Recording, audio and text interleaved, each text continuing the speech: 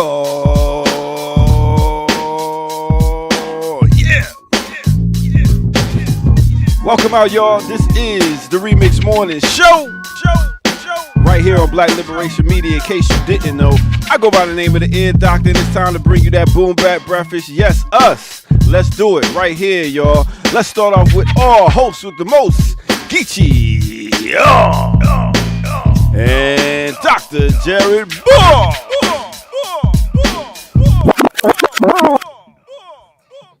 Yeah.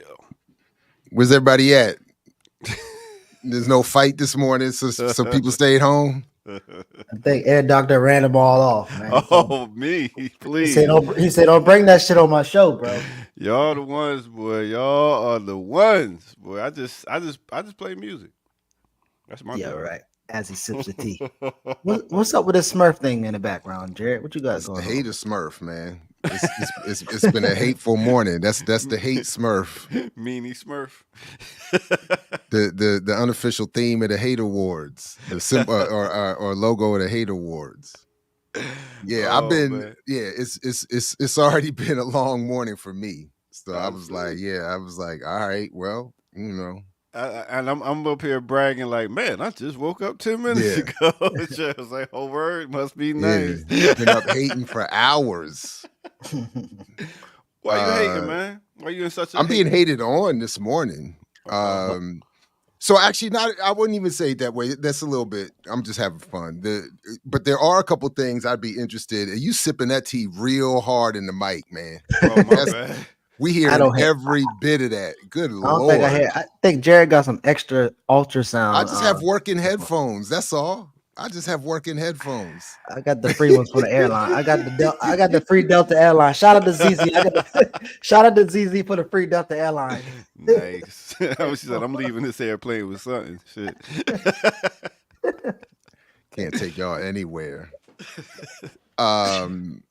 There are a couple things like I'm interested in at some point getting into, and we might even have to do something on the platform, because somebody sent me an extended essay response to my discussion of multiracialism a little while ago that I'm very interested in.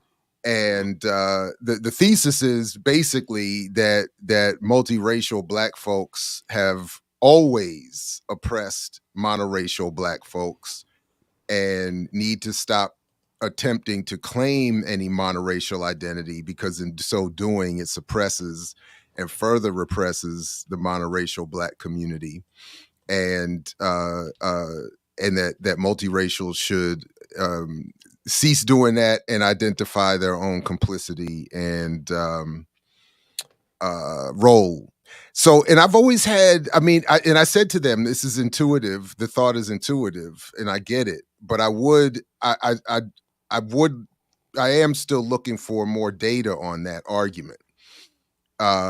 Because one of the responses that I have is that how does one measure both the rates of oppression and benefit that lighter skin or multiracial people have vis-a-vis other Black, darker or monoracial Black people, and then versus, for instance, how the Black bourgeoisie or a class exploitation occurs? How does one measure that? And so I just was interested in that. By when, let's say, if me and Geechee walk into a bar in Buckhead, if I walk in first, they might be less likely to clench their purse. Again, maybe. And again, I get it. It's intuitive, and I'm not trying to be hostile. But I am wondering where the data would be in that. Because how does one measure that? And then how does one measure that vis-a-vis instances where lighter skinned or multiracial Black people are identified as Black and abused as such? How do if you walk in with Geechee as opposed to walking in with me, how you're treated? How does one measure that treatment? Or if I walk in with Geechee as opposed to you, if I'm treated differently because I'm in association with Geechee, how does one measure where I benefit or don't? So I'm not saying it doesn't. I am just asking, and then in my what's real the methodology of a little bit, of trying to figure that out, and then this idea, because how do you measure when multiracial Black people work in solidarity or in revolutionary solidarity with monoracial Black people? Like, so how does that get measured or not measured? So because this essay made the definitive argument that it has always been this way, that the multiracials go in on the oppression. And so again, and I'm wondering, how then does that compare, if at all, to the class traders or the national traders that betray other African people or monoracial Black people? So I'm just wondering. That's really it. That's part of. So that was one thing. The other thing was this thing that if I disagree with someone like Dr. Carr, it's because I'm in a privileged position. This was one of the arguments I got into this morning. So I'm saying, so because I don't want to vote for Kamala, I'm representing a privileged position. And my argument is, in part, no, that's the privileged position. Defending the Democratic Party is the privileged, funded, platformed, welcomed, sanctioned position. Mine isn't made from comfort and isn't rewarded. But anyway, so that's just what that's so at 8:07 a.m. it's already been a long day. It's like, damn. I see. That's how you starting it off. So that was that a private conversation or a public conversation? Because I'm curious the monoracial, multiracial has been private so far, but I have invited, if they want to engage more. I mean, I have to reread the essay a little more carefully as well, or read it a third time actually. And then I've invited, if they want to join the platform and have the discussion. And it was a politely written. I mean, it's not like, so I shouldn't. That's what I was trying to say. It wasn't. The hate was a little bit. It was a fairly argued, respectful disagreement with something that or a question that I've raised. So yeah, I don't know. I could see. Damn, what was the second part? My mind just went somewhere. Was it public? The second part you was talking about, not the racial part, the other part you was talking about. Damn, my brain. Oh, if you that arguing that we shouldn't support Kamala or Biden in the last election is an argument from privilege. Yeah, well, I guess when they talk about privilege, it's like certain policies might affect you. If they don't affect you, then you're like if you really need health care or something like that, and one of the people are like, we're gonna get through healthcare, and you're like, I don't care about all that. Maybe that's the part of privilege where it's not affecting you. Where for some people it might be affecting them, so they feel like they need to vote because it's affecting their lifestyle. Right, but if I get that, but if I'm in, but this comment was made specific to the argument I'm having with Greg, or was had a couple years ago with Greg Carr.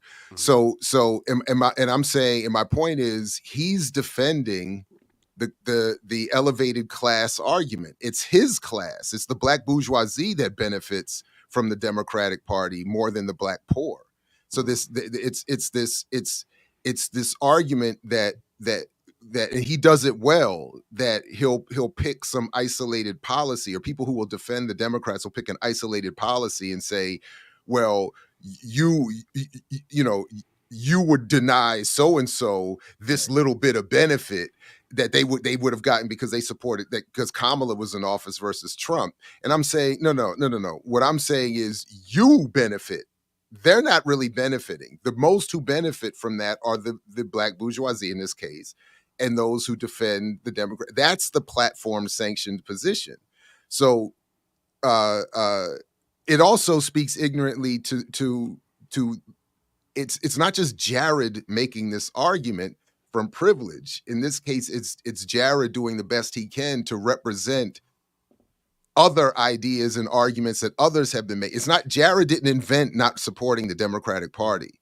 So to suggest that only a bourgeois middle class community has supported that is ridiculous when overwhelmingly the so-called lumpen, the poor, the most oppressed, they're the ones not supporting these folks. They're the ones in many ways through not voting or voting for other parties. They're the ones speaking out that you all don't do anything for us.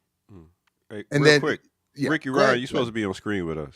So what you doing in the chat? Go ahead. I mean, it almost sounds like the argument that people have made and will make about Jill Stein, like she has the privilege because of her status or whatever. I mean, even with Butch, I mean, Butch is a professor just like you, yeah.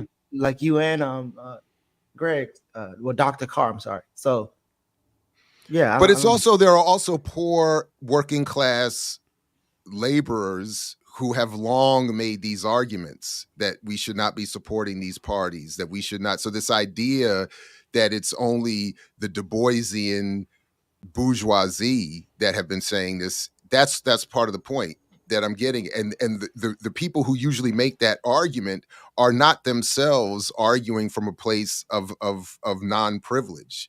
They are privileged and trying to use the fact that others are less well off as a bludgeon. It's like they're waving the poor around, beating up people like me, saying, they're poorer than you, Jared. How dare you not support something that might help them in the slightest way in an individual case here or there, while never addressing the fact that they are in that position in the first place because we're supporting these very structures. So it's just a disingenuous sort of ad hominem to say, and then it never speaks to what the particulars. And then if I do get selfish, it does often make, when I hear that kind of critique, the first thing I do think of is, and I said to this person in the comment, like, I said, Dr. Carr is a tenured, multi-decade former chair at Howard University, whose career has gone better for defending Democrats. You know what I'm saying? Like, my career has not been benefited because I've advocated something less left of the Democratic Party. Like, there's no benefit to that. There's no career in that. There's no platforming welcomed invitation to that. I don't get, no one who advocates that is welcomed to those, as he likes to remind us on Twitter all the time, highly watched and sponsored Roland Martin shows. So this idea that I'm just out here benefiting and living off of privilege while making these arguments is, again, it's just part of the disingenuous approach that people will take instead of addressing to the actual arguments or points being made. In the first topic, who cares? I mean, why are we still talking about colorism? I mean, what do y'all just sit around and be like, let's pick a topic and see if we can... Well, to be fair, they were responding to... So I had done something on, there was that New York Times article written by a multiracial woman about Kamala Harris and multiracial identity and how it's being played. So I think there do need to be discussions. It does have a real, it is real out here. I mean, I guess because you think about, all right, who are we going to send up to the front to represent us? Oh, we got to think about it. We can't send somebody that's this color. Maybe we can get away with sending somebody this color. I guess that's what the conversation is about. Because really, when it comes down to it, who's able to do the job? I've said it too. I remember, I think about it a lot because it was a funny moment. But I remember when years ago, when the late, great Glenn Ford was talking with me about Black Agenda TV, and I joke with him. I say, Glenn, it can't be me and you just representing this. Like, it can't be me and you. Like See, that's craziness because y'all are black. Your mentality is black. I mean, if we talk about the word black, we know it's a mental thing and a cultural thing. But I mean, look at Huey, look at Malcolm, look at all the. Come on. No, I'm not even meaning to give weight to that other than to say I thought it was a funny moment at the time. Like it wasn't even, it was just kind of like, it was like looking at me and Glenn. Like, y'all the Black Revolution. Yeah, because we play into it here on the Beige Brigade. We play into it here too. So. Of course. So that's what I'm saying. Like it is something that is discussed. It is something that is real. And it again in my classroom, it literally comes up every semester. We just had another round of it this week or last week. So I don't want to avoid the discussions. I do want to bring some radical analysis to the discussions, obviously. But my point is that I believe it's a woman author, but that person who sent me that essay was not. I didn't take it as hostility. I took it as I'm legitimately trying to respond to what you asked for, Jared, in your video, which I did. I want the discussion because it happens all the time. I mean, and being on that ambiguous line, I feel like my experience has been it invites the discussion all the time. It feels daily. People feel like I am this ambiguous canvas upon which they can write and paint their racial politics. And so people approach me, and I feel like there's a sometimes I take it negatively, but there's a he's ambiguous looking, so I have a right to investigate with him his racial identity and politics and so on and so on. So I get it a lot, actually. Geechee, do you feel the weight of colorism? Yeah. I mean, I'm like I grew up growing up hearing you cute to be dark, and like I would come like different places for You see that you caught that, right? What's that? You caught that little what do they call that? That little quiet brag with a little. No, I'm just. But that's not a brag. That's not a compliment, though. Like, But I'm saying. No. It's not. But listen. But you see how the light skinned brothers are like you see how y'all hear it. Y'all hear it different than I hear. Yeah. So yeah, they're growing up like I like going to. So I used to go to New York every summer. And so, like, either way I go, like, they'd be like, damn, you got black. Like, so I got darker. So yeah, I mean, I think I've experienced that. And then, even living in Central America for about 4 years, like I could be walking on one side of the street and those Latino people will jump on the whole other side of the street. And I like try to test it to see if they do the same thing for, a Latino brother or whatever. And a lot of times it doesn't happen. So I don't know if it's like, damn, I don't look like I'm from here or I'm really dark. And then even in the stores, like there's a store right by my house in Costa Rica where I go in there almost every damn day. But every other day, the policeman will follow me around the damn store. Like you don't see me buy so many things there. So like I do know I still experience it. And a lot of times it's subtle. I think we still do it among ourselves.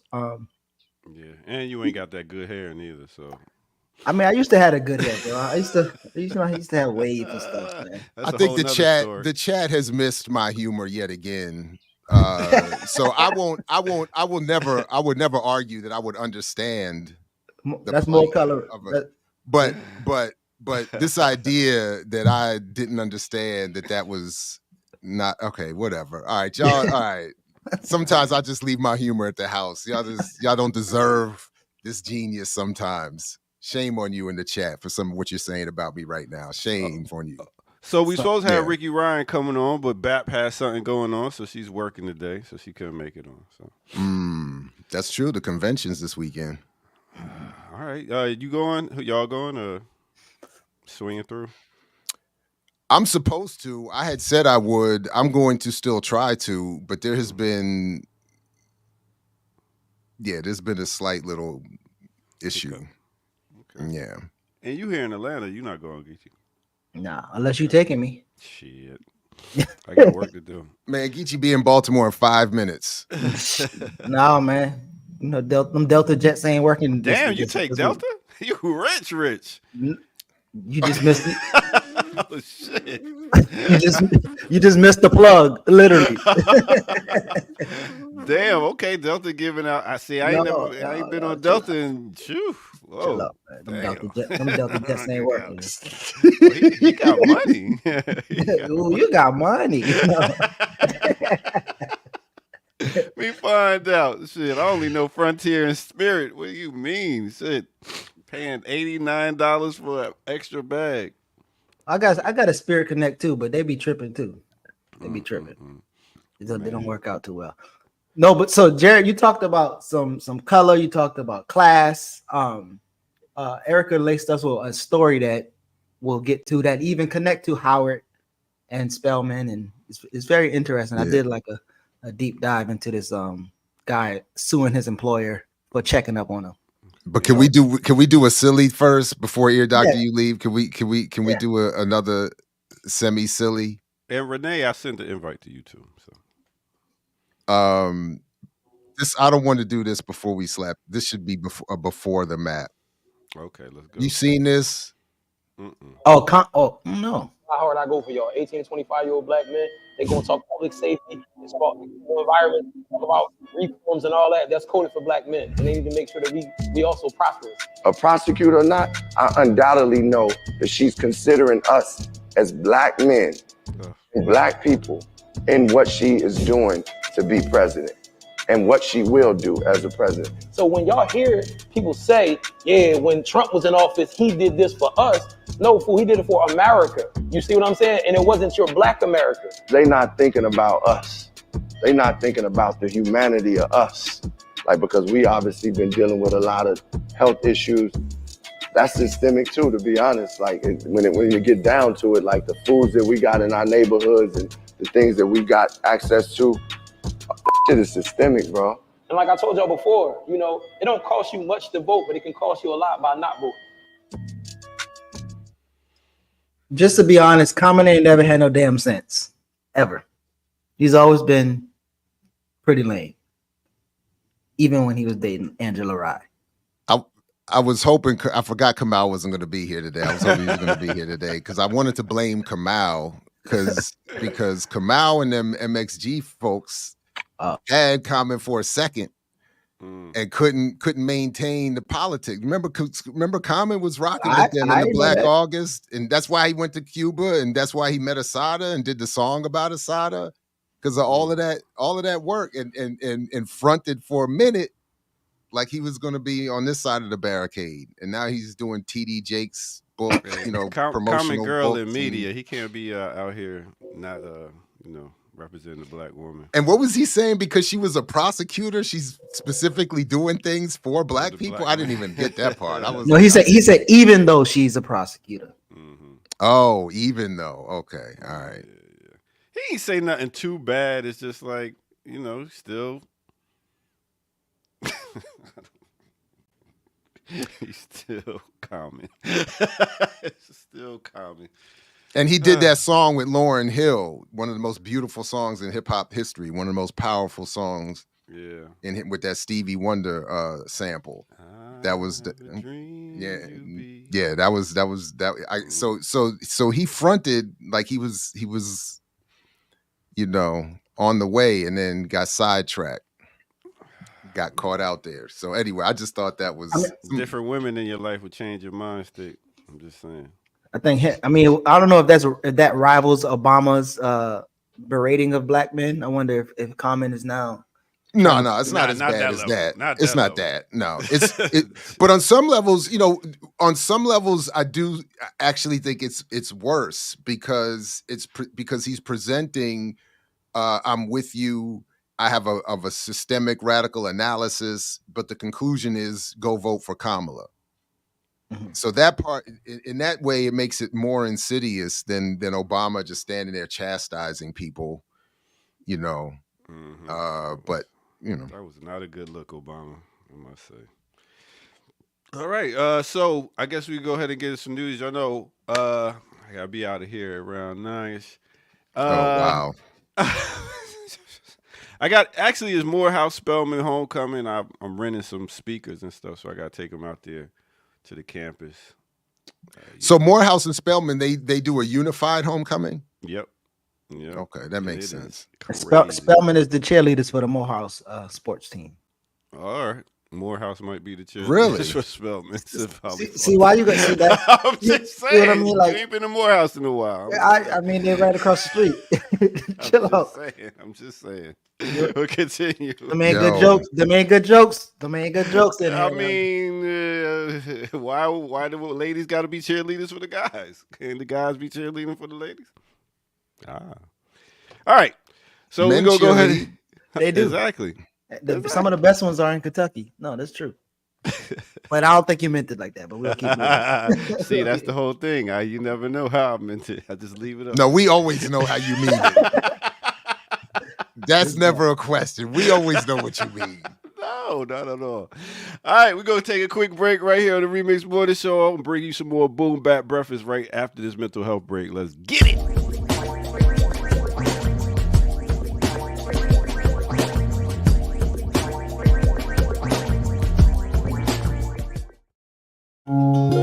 Okay, let's give you a little remix on the remix right here.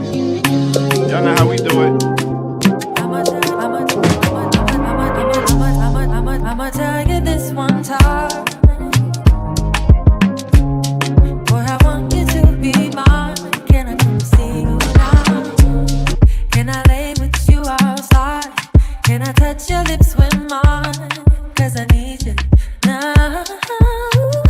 Don't wanna leave, I just wanna be here by your side.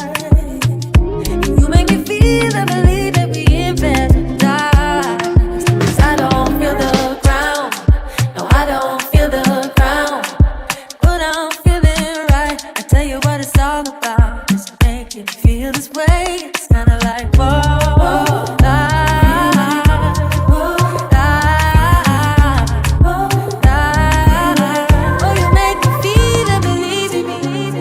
Okay, let me take you to a time and place. Same year, actually. Let's go to 2019, where we had Snow Allegra come out, the artist, off her album, Those Feelings Again. Name of this song is called Whoa. Also mixed with 2019, we got the artist CK, and the name of this song is Love Duanti, off that album, CK the First. Other artists on there, Joe Boy, Kumani, Eugene, and that's what it is. Go ahead, like, subscribe to the channel, go to patreon.com, become a member over there, and also, go to the bottom of the screen there, and you will see blkliberationmedia.org. Go there to donate. While we are demonetized, we appreciate that help. All right, with that said, let's get back to it right here on the Remix Morning Show. Let's go. Shake it, make it spend my money. Call me Mr. Bean, I go make you honey. Hey, gimme, baby, gimme. Yeah. Nice. I see why they call you the air doctor. You see? You be putting shit together, man. I like that. On the fly. You know, I don't mean to brag, but yeah, I'm gonna be getting this shit together early. Like I said, 10 minutes before I woke up, yes, we started the show. But it's all about that feeling, that vibe, knowing different stuff that works together. Y'all know, especially you. Hey, Jared, I'm gonna say, man, big up to all y'all professors, teachers, and stuff out there, because this past years I've been doing this teaching stuff. I mean, instructor, I wouldn't even say teacher, because I'm only in there for like 2 hours. And these third and fourth graders are kicking my ass. First of all, salute to them. I appreciate you. Don't put me in that group. Don't put me in that group. I ran to the university because I cannot handle the elementary, middle, or high school classrooms. So I do think that work deserves its own special shout and congratulations and reward and appreciation. My job is Yeah. way easier than that. Yeah, but I was assuming that those college students try to keep you on your toes. They always Yeah, try to come there's back. always issues, of Yeah, course, yeah, of yeah. course, of course. But there's always issues. There's always something. But Yeah. from the energy levels, like so my my daughter's on crutches right now. So when I drop her off in the morning, I have to walk her in, like carry her stuff in until she can get her buddies to help carry. They have a whole little. So we go to the nurse's office. So just walking in the morning with them as all these kids are coming into the building, I'm like, the energy is already. I'm already exhausted. I'm like, nah. Yeah. And when it's the elementary school kids, when I used to do the drop off then, and it's just like hundreds of kids. It feels like hundreds of kids. Just it's like nah. That's too much. That's too much. So all salute. Yeah. And I must say, this is a very great learning experience for me because I'm dealing with some kids that's on the spectrum, some kids that's dealing with all types of different issues at home. And then I'm up here trying to be stern. So I had a nice little learning lesson the other day. It was like, I can't be stern all the time. I got to sometimes be stern, but then pull them out to the side and then have a conversation with them and stuff like that. Because I was like, I'm playing bad cop all the time when my other instructors playing good cop. I don't want to be the bad cop all the time. But Yeah, nah. I don't have to deal with. I don't have to deal with much of anything. The most I get is students just quietly not paying attention, or that's like the worst of it. I don't have to deal with parents. I don't have to deal with none of that. Yeah, I got one kid that cannot stay still. I mean, and I get it. It is what it is. But once you put some paper down and ask him to draw something, he's good. So it's learning your students and all that stuff. So it's different. But I'm loving it. My job is to love on the kids. That's our whole thing. Love on the kids, make sure they straight, and everything else will work out. All right. Appreciate y'all you, get to it. Peace. All right. Yeah.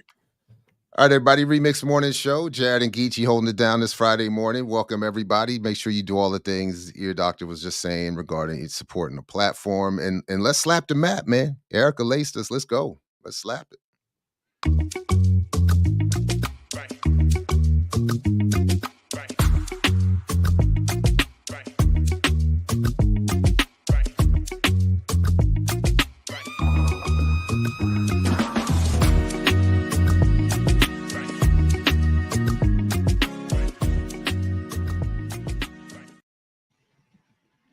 All right, Geechee, you said you had something you wanted us to start off with. Yeah. What's up? I put it in. Oh, here we go. Oh, here we go. We back to that. My highlight thing be showing up and it be messing up. But so here's a interesting story, man. Like I actually have been talking to the brother Anthony Hill. He works at this corporation. So let me read the headline real quick for the people. Black Enterprise reports Black employee sues company for sending police to his home for a wellness check. The Workday company is being sued for sending police to a Black employee's home for a wellness check. So what now? Please, I'm sorry. All right, that's oh my goodness. I hope he wins. Shit. So anyway, like I did a deep dive into the company, so we're gonna get into some interesting things. But no, so pretty much he's been out and been experiencing some things. He was sick, and they pretty much send the cops to his house. And as he said, he put his children and his wife in danger. And there already been some communication with the employer about what was going on. And they're trying to act like there was no communication. They was worried about him. And it says here he was on medical leave. Yeah, that sounds like it's something that's been communicated. Yeah, he'd been on medical leave. And yeah, like there's been clear communication on his part. But I think there was something where it's almost similar to the Frito-Lay's situation a while ago when the brother hurt his back, and they sent him to a hospital a long way. And then when he didn't come to work, they sent the people out there to check and make sure that he was actually hurt. So I think it was similar to that. But this company, Workday, they are like they said they're like a median between the HR and the finances. So they help screen employees and or people applying for jobs, and they're actually accused of screening out Black folks. So they have some situations to where they're being sued or pursued for actually discriminating against Black folks with AI. So they're using AI to pretty much they pretty much Or use finance and HR. Yeah, That's what it says here on their website. That's deep. so yeah, so let me show you this right quick. So I started looking at their leadership, right? And as we all suspected, they look like they look. Let me see if I pull this up. But there's a couple people on the leadership. Like there's one sister who went to Spelman, and I've been asking him about her. So this is the top crew, and then you have this next layer. Obviously, she looked like one of the movie star ladies, and then you have Rainey, the sister who works for them. She's from Spelman, and Georgia Tech, and then you have this sister, the chief diversity officer, which I think he was telling me something interesting about. I don't know if it was her or another person that he said there's a sister that was working that he reached out to, and he said that she had nothing to do. Like they didn't give her no roles or whatever. They just kind of like hired her, and it almost felt like let's put a Black lady in there so we can be all right. And he said he checked in with her and see how she was doing, and she was like, man, to be honest with you, I don't even know what I'm doing here. They didn't give me no responsibilities. I don't even have any like a staff or a team. So there's been an ongoing thing in the workplace. But there's a funny I hope I don't get in trouble for this. There's a funny plot twist that this sister is actually married to an anti-racist guy. Pull this up. So she's married to an anti-racist guy who he's like, I don't think what does that mean? What does an anti-racist guy mean? I don't know. Lord. He doesn't tolerate racism. Greg Miller, he says, I don't tolerate racism. If you suffer from this illness, I'm not qualified to help you. If you would like to educate yourself about anti-racism, this page has some excellent resource. I bet Ibram Kendi's book is on there, right? Exactly. Actually, that's his link. No, but so again, like she works for a company, and it is on there. I told you. he's the John Brown of our day. So and the 1619 Project too. So, but she like, so I read a couple things from her. Like she talked about how, there's no real obstacles for Black people. We just she comes from NASA, by the way. She used to work for NASA. There's no real obstacles, and we just got to get in there and do our best. And when you are a successful Black person is when you're going to be the only Black person in the room. So being the only Black person among white people means you're successful. And that's what and she looks like she did the Kamala. She got the white man in the ready-made family. But I think she should reach out to her comrade and be like, yo, my husband work on anti-racism and we can take this company down. But I don't think it's going to happen. But so, yeah, like, but again, it's an interesting thing. The brother who I'm talking about, he actually in Baltimore and he knows some of the people I know, but his name Anthony Hill, and he went to Howard. He's actually a lawyer as well. And he's sending over he don't want to do any interviews right now because I think they're still trying to struggle through some stuff. But there's some other people at the company that will be reaching out. And so I think as this story develops, we will definitely have an opportunity to interview them. But I think this company about to be in some hot shit. Like they using AI to discriminate Black people from getting jobs and stuff. So it's gonna be interesting.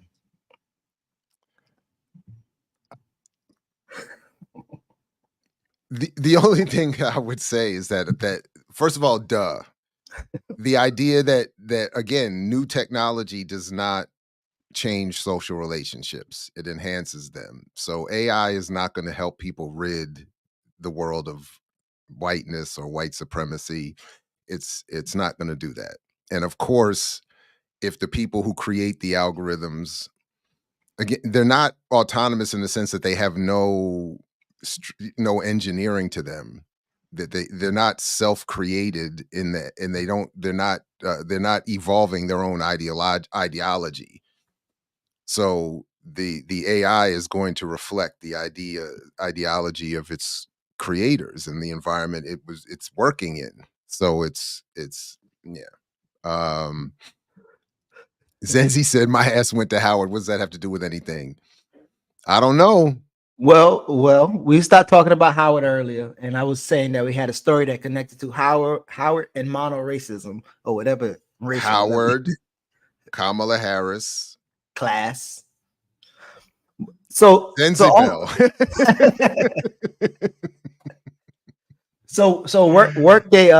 Workday actually. So those two black women, I think they are like recent hires. So they've actually been in some. Oh, Zenzi, are you saying that I don't know what I'm talking about? Are you saying that I'm wrong? Because I'd love to have you explain that. Wait, what did she say? Go back. She's saying, can y'all actually learn what AI is before you talk about it? Are you referring to me or us? Because if so, I'd love for you to tell me how I'm wrong about that. Anytime. We can start now. We can schedule a time. You can send me some readings we can reflect on in advance. She might can come on right now. But wait, not me. Okay, all right. Just checking. Checking. I told you, Zenzi, I had a rough morning. Let me apologize. It's been a rough morning. I'm over here like back against the wall. But what I was really quick, what I was saying about Workday was at 3% or less than 3% black employees, and so they made a vow to like fix that. And so those sisters, including the brother Anthony, I think they were kind of like, no, not him, but the two sisters, they was recent hires. And he actually haven't even been in contact with them since because he's been on leave. But a company who has issues with race has an app that is screening people and performing AI discrimination. So, all right, I gotta improve. I gotta brighten up the background here real quick. Why? Because if whenever I misapply energy, I need to change it. So we'll start here. Let me just change up the energy a little bit. Let's brighten up the energy. Let me. As Lisa Fisher sang on our radio show once, how can I ease the hate? Let me ease the hate a little bit on this beautiful Friday morning. I don't need to be on 100 like that. It's like I said, it's been a long day already. All right. So real quick note, but I also don't want to make this about the sister, but because I was looking on the site. Here goes another thing about her. But no, I think it's more of a larger conversation because we talked about this a while ago when we was talking about the dude who designed the Super Soaker, who also worked to build a stealth bomber. Lonnie Johnson, right. There you go. Look at God. Lonnie Johnson, who's highly educated, and he did his thing, right? He worked for NASA. He helped build a Super Soaker. He did all these things, but he also built a stealth bomber. He also helped the U.S. bomb Panama. But so, I feel like it's. Wait a minute. You can't put that on him like that because he invented the technology and they used it for that. Stop. But that's the point. No, that's the point. That's the point right there. There we go. Stay there. He's educated in a particular institution who does a particular thing. They're going to use his genius to do what? Right?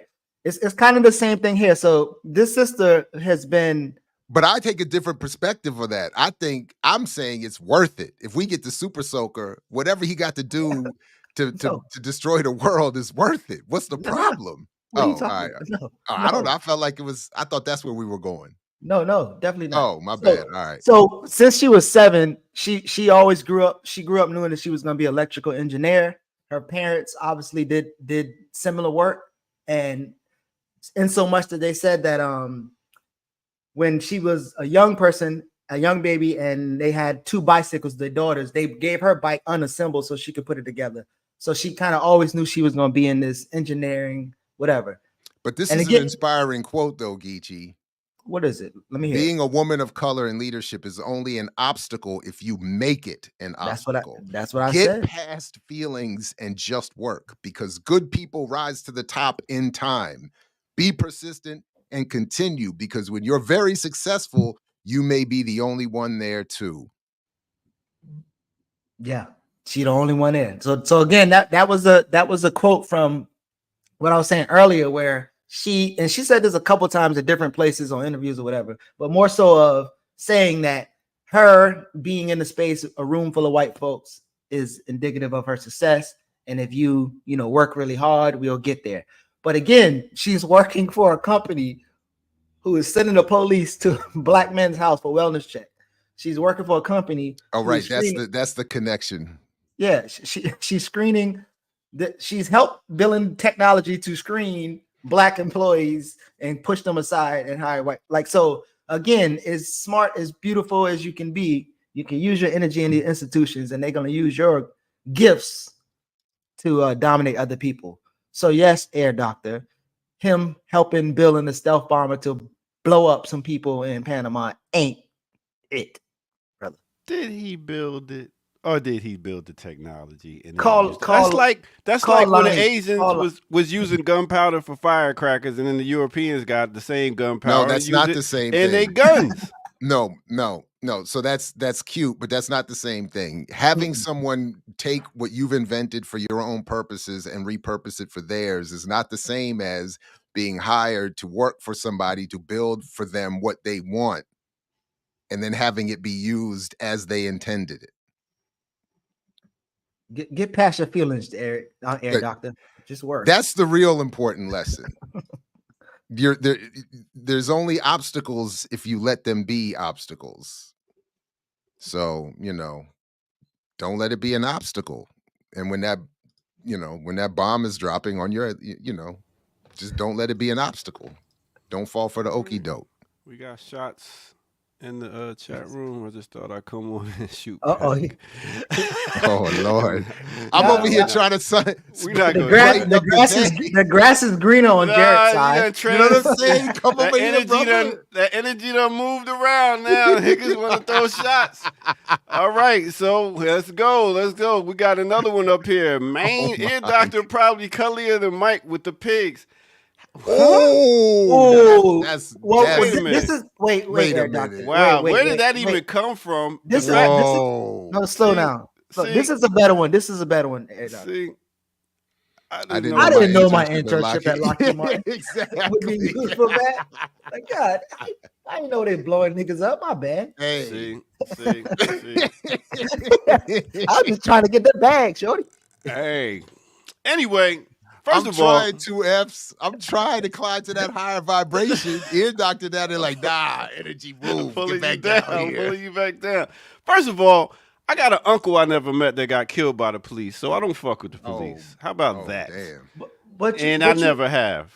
But what, Geechee? I'm just saying, not that, but your quote or your statement is gonna get you in some hot water, because we got to cover with who? Who gonna come with ATL, bro? Like, because now you're gonna use this same excuse for Tyler Perry, who what that I bring kids to Lonnie Johnson's STEM program downtown? Yes, I do. I sure do. I have a STEM program, so I bring them to Lonnie Johnson's building downtown where he has a STEM program. So yes, I work with Lonnie Johnson. Oh, so that's why you jump in protection for Lonnie? Not protection. I'm just saying people use. We see it all the time, even in Lord of the Rings. Like the guy was making rings for a certain reason, and then the other guy came and said, "Oh, we're gonna use these rings for something else." Listen. Just like the military, you join the military and say you was doing a particular thing, and what's funny? Not funny, but we read in Jared Horn's book where the Vietnamese soldiers was telling the black people like, "Yo, get out the way," to shoot the white people. Get out the way. Y'all should be over here.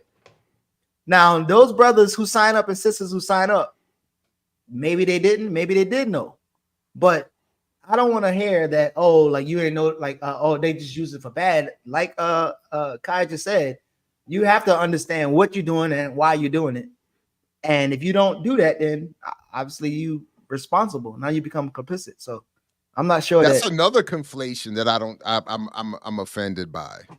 Why is that? The grunts on the ground in the military are not the same as people hired as engineers to work for Lockheed Martin. Well, there's a level of knowledge and complicity in the latter that doesn't exist with the former. But I'm just throwing that out there too. Well, I think that's fair. I think that's fair. A couple years ago, when the he said Lord of the Rings, the first black nuclear engineer, the sister, she got to know that she's helping, develop bombs.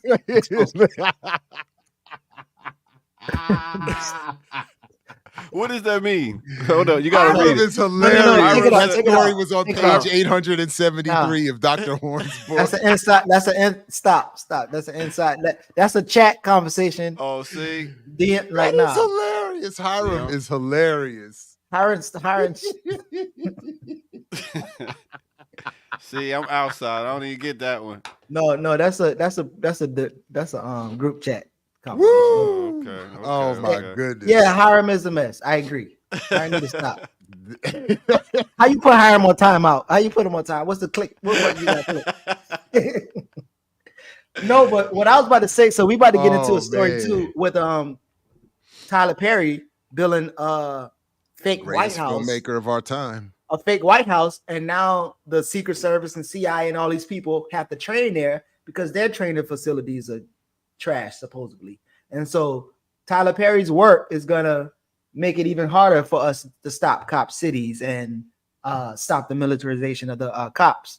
And they're gonna blame it on, as we'll see in the story, because Trump got shot, the Secret Service they need more training, and they gotta go train at Tyler Perry's fake White House. I got a question. So what do y'all advise a person like me do when it comes to being in the entertainment in Atlanta, being in the community of Atlanta? I've run across all these people y'all be talking about all the time. I mean, when y'all want me to run up on them and be like, well, I think this about you. I think this about you. What am I supposed to do here? Nothing. Well, yeah, you ain't supposed to do that. What you do? What are you supposed to do? I wouldn't advocate that you do anything. I wouldn't advocate. I would, to the extent that you already are not supporting their work beyond whatever engagement you got to deal with, that would be it for me. As long as you don't. My only issue would be if you took it to new levels of I support their work. But I don't think you need to be. I don't think anybody needs to be running up on anybody. Just in general, I don't think anybody needs to be running up on anybody to yell at them or criticize them. In general, I think depending on the situation, the action being condemned, the space that they're in, there's So I got a question. I wouldn't. No, I got a question. I got a question that will give you my answer with your answer, right? Okay. So you got young people that you work with. Mm-hmm. Then you have a Rick Ross who you see because he's in Atlanta and you see him a lot. He had that song. He had that verse. You ain't even know it, where he pretty much said he sexually assaulted a woman. Yeah, I don't. Play your kids are singing it in the class. You ain't even know it or whatever. You meet him. What do you say to him about those lyrics and how it impacts the kids that you work with? I say that song was for adults and it wasn't even meant for kids. But again, what do you say? Wait, when you say he meets him, what do you like? This is what I'm saying. Like I'm assuming they're not hanging out. Like he runs into him at an event. What do you think he should do? I'm supposed to be like, so Rick. No, I'm saying what I'm saying is what I'm saying is y'all see each other often. Y'all talk. Y'all come into contact with each other. Yeah. Right. And so maybe y'all even building rapport because, I think the people that I see often, I end up communicate with them in some type of capacity. So you're talking to Rick Ross. y'all have some type of cordial relationship. How you gonna approach Rick Ross, or what you gonna say about And wait, how he his impacted song the is game? really advocating this? Is Yes. like, is the song really? Wow. Yes, he well, He said drop to he dropped stuff in the her drink, and she took ain't her even know home, it. and she didn't even know it. All this stuff. Oh, right, Yeah. right. So how you gonna approach the brother? That's wild, because how I'm going to approach him, if I need something from him, then Whoa, I'll get it. whoa, But if I don't need something from him, then there's no need to even talk. Like, hey, how you doing? Keep it moving. Like, if I need him to fund something, then I would talk to him. But if I don't, it's, hey, how you doing? Keep it moving. Because most So the of this social- music, the let me social finish. Let me impact? finish. Mhm. Most of these musics and stuff that is made is for the adults. It's not made for kids. It's just the radio plays it and the kids hear it. But that don't make So it I don't better, think that, you know, me talking to the kids going to be like, oh, why'd you make this music that the kids are singing? I don't think he intended to make the music for kids to be singing. It was But more you could for be adults in asking the him, club. theoretically, you could be asking him, why would you make that for adults in the club? Like, adults don't need to be doing that either. But Yeah. but my point Which is, impact I the just kids don't too. think it's, this for me feels similar, and I admit this for me feels similar to when it at times Kim, for instance, has advocated men challenging other men in at all times on how those men allegedly deal with women in their lives. Mhm. And I've raised the question that I just don't feel like that's realistic to expect that a man is going to constantly put himself in harm's way.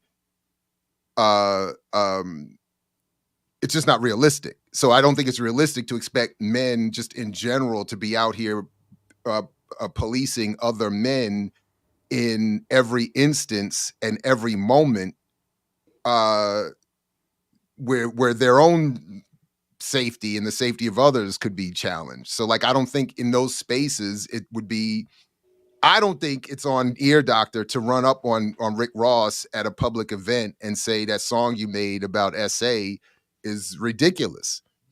I think there are ways that I would expect that there are ways you teach that when you're dealing with kids. There are ways to politically disengage when as an adult or business person.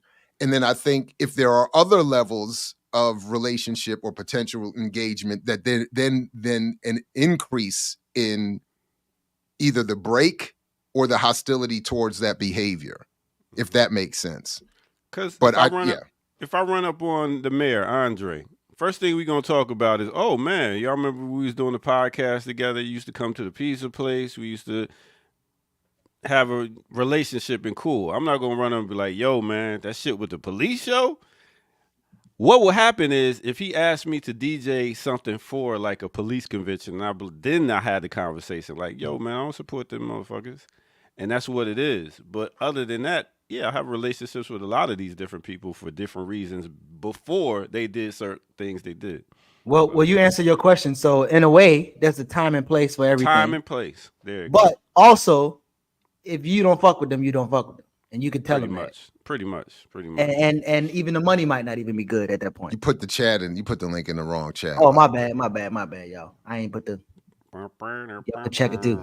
No, Brittany, it's not about getting to the bag. That's one thing I don't do. I do stuff for my passion.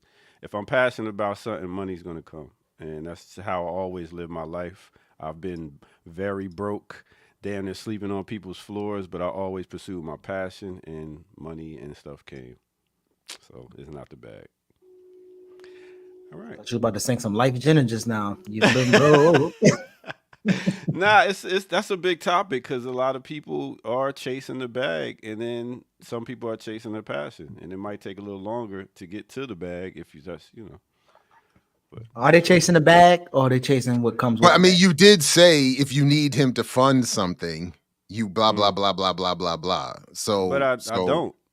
That was just an example. Yeah, I'm just saying what might have led to the. Oh yeah. You know, I mean, take some of that money and give it to me so I can make sure these kids are taken care of. So yeah. But I think so. But Yeah, I struggle. I would struggle with that. But again, as we were talking earlier, I'm in such a privileged position. I don't have to worry about these things. But I do think it's the Robin Hood thing. Take from the rich and give to the poor. Yeah, I don't always, but I don't always believe in that, and I don't always believe that in every case it's right to take every money from any person for those purposes. So I think there would be appropriate times to cut ties and say I'm not taking funding. Yeah, definitely.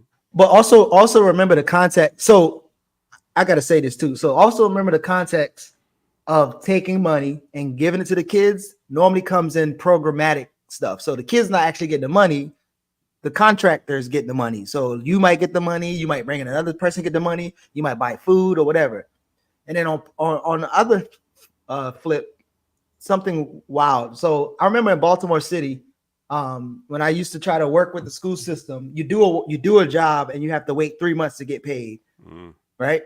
Mm-hmm. And then I remember again, like how I had to do the contract with a school in Virginia where they paid me like, I guess, $15,000 for a 3-month program.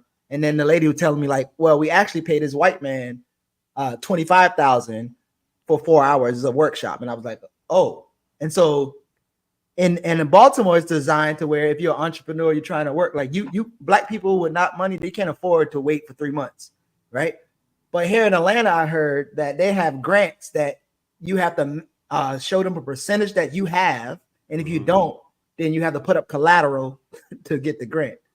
So like as a person trying to go into the school system, you can literally lose your house if you don't fulfill the need of the grant, because they help you leverage your assets in order to get into the school. So apart from the school systems and all these other being wild, like the money normally doesn't go to the kids, because even those grant monies, they don't really go to the kids. It's not like those grant money is creating baby bonds or some other stuff that's actually going to help the kids have something. It's more so of they're paying you to talk to them or paying you to teach them something, and it's not necessarily exchangeable for money or place in society. Please let John Hope Franklin have the testicular fortitude. Not John Hope. I keep doing that to that. John Hope Bryant. Yeah. My apologies, the late Franklin, Dr. Franklin. John Hope Bryant, please have the testicular fortitude to let that thing go. To let that thing go. To let that interview be public, because everything you just said, Geechee, he defends. He says this is the pathway for Black success. It is remarkable. It is a remarkable thing. I'm telling you, Brokish, if this comes out, they should get the Emancipatory Journalism Award. We should start giving out awards. We should have a Black Liberation Media Awards annual award. Not a hate awards, but not a hate award. But no, actual awards where we give, one of the prizes would be the Emancipatory Journalism Prize. And I think they should at minimum be nominated, because this document is legendary. What they have produced is legendary in helping unearth all of that right there. Now you about to encourage that man to demand they don't release the tapes. He's got the testicular fortitude, as he was suggesting in his own interview. He's a man. That's a fancy word for he got balls. Testicular fortitude. Yeah, I don't know if Farrakhan was the first to say it. Farrakhan be saying that all the time. Yeah. Farrakhan, that was when he said that at the Great Tavis Smiley Negro Bowl back in the day. He said they don't have the testicular fortitude. That is slick right there. I like that. So yeah, he had a lot of, you know, I'm the expert and I'm the man talking to these women, you know, like he had all of that. So come on, John. I say to women, do you got the ovaries to go and do it? Yeah. Yeah. They have the ovarian fortitude. Ovarian fortitude. There it is. Yeah. You got the ovarian fortitude to come and say that to me in my face. So I absolutely, he said, boy, he couldn't wait to let them know I am the man. I'm the expert. And all he did was justify everything Geechee just broke down right there. It's insane. So I'm okay, Air Doctor, if you, so again, I think this is something that initially I thought I saw Kalonji doing with the TI. Like if you know these people and you can bring them on a platform and you can interview them in a way where they're comfortable and you can expose their bullshit. Like, yeah, I'll say save some of those critiques until you can kind of right time, right place. Yeah, right time, right place. Oh, that Killer Mike joint was classic. He can't stop Cop City. They got $100 million.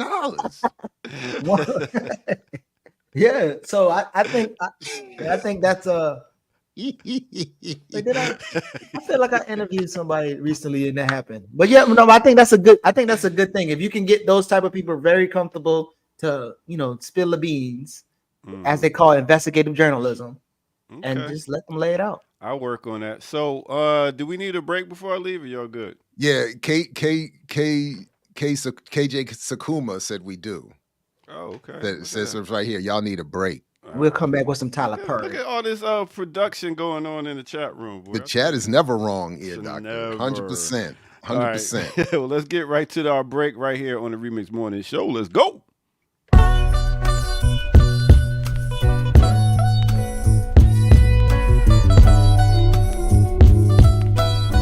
I want to thank y'all for coming out on this beautiful, what day is it? Thursday.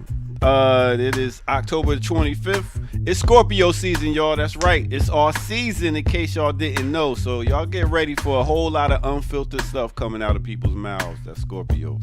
Because that's just what we do. Also, go to patreon.com, become a member over there, get footage that's rare. And yeah, go to the bottom of the screen and you've seen blkliberationmedia.org. Go there to donate so we can keep this train moving. All right, who did I want to talk about and give an artist spotlight to? Let's talk about no other than Estelle. Yes, this sister, beautiful sister from the UK. All right, straight from the UK, London, England. Yes, Estelle Soiree is her name. She is a rapper, an actress, a singer. She's known for doing R&B, soul, reggae, hip hop, everything. She's done it. She's worked with all types of artists. She first got on, actually, she met Kanye in a restaurant, then wound up getting introduced to John Legend, and she signed to John Legend's Homeschool Records, and that helped to get her out there. And then she came with a big song called American Boy featuring Kanye West, and it blew up. It was a big song for. She put out like 3 to 4 albums, but she also was known for, this song, Thank You, as you can hear, got her a Grammy Award nomination. And then she's known for playing Garnet in the animated series Steven Universe, one of my favorite cartoons right there. And she had a big song on that called Conqueror that was the joint. So you might have seen her also in movies like Girls Trip, Beyond the Lights, and Netflix film Fatal Affair. So big up to this sister. She's constantly doing it, putting in the work, putting in the songs, and doing the films and TV and television. So big up to no other than Estelle. Keep that music coming, my sister, and we will keep listening. All right, with that said, let's get to it right here on the Remix Morning Show. Let's go. This pain inside shiver sees the light. That's hot. Shout out. Yeah, that's hot. But Estelle, you know what's better? She's fine. She's fine. Yeah. That's a fine woman. But go ahead, my bad. Go ahead. I just That appreciate De La Soul people's. joint was my joint too. I don't objectify women in that way. I'm just here to appreciate her art. Yeah. What you mean? She's fine. She's beautiful. She's She's beautiful. He's a married Baltimore. man. He can't say that no more. I only hear the song. But what's even better is the go-go version. And I think What Band hits that song. That's how I first heard that song. Mhm. So I thank you. Baka boom boom. Gotta Yeah. they killed it. I bet they Yeah. So yeah. Yeah. Shout out to her though. Yeah, Yeah. absolutely. And when I first heard her, she came out with that one song, Wait a Minute, and she was rapping, and I was like, okay, she's nice. And the next thing you know, I hear her singing on the hook. I'm like, oh, she got something. So yeah, big up to that sister. She got some good music. All right. And Yeah. that song she did with De La, man. Which one she do with De La? Off their Anonymous album. Damn, I forget get the Which track is hers? I know that album. Memory of Us. Really? Yeah. I did not know. I didn't. Yes. Yes. Okay. Hey, Remember okay. me? These yeah, I didn't That's know that okay, joint, right? Okay. That's right. Okay. Yeah. Yes. Yes. It's Yes. still- I don't know about bounce remixes, TMB. Sorry. I don't. I'm a pocket-thorian, a pocketarian. It's in his pocket. It's that pocket. He's a pochologist. I'm a pochologist. Everything Uh, pock. Yeah. So Hey. but no, that's what's up. Yeah. That's what it is. Hey, yo, so y'all have a great rest of the show. I will catch y'all. Oh, yipper. Just talk. That's the Jared word of doesn't the have day. the testicular fortitude to say that about Estelle. Oh, Lord. listen, we're gonna have to do a drink game with that today. Testicular fortitude Yo, and ovarian. Speaking of drinking games, are you all down for this election night I'm with it. coverage? Wait, who's all I gonna be there? set Who it all up. who all I gonna be there? don't know. I don't Who all know. gonna I be there? set it up. I set it up for Tuesday to start Tuesday night, the 5th.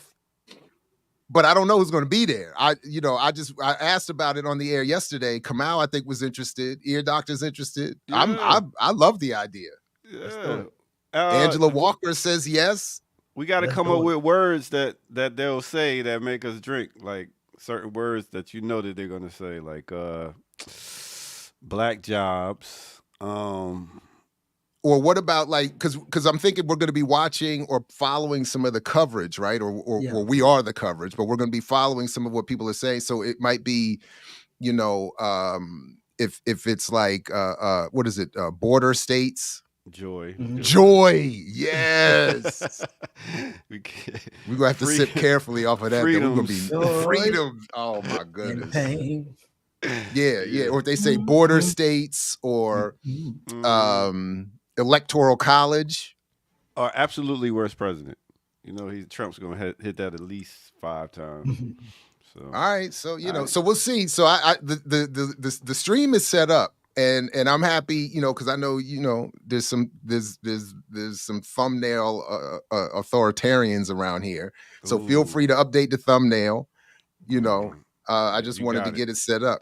You got it. You know. All right. Well, y'all have a It's the best one. Not going back. Not going back. back. Yes. That's definitely. They've been hitting that shit lately, man. God, Lethal. Suburban white women. Oh, we dead. You got to drink. You got to drink when you hear that.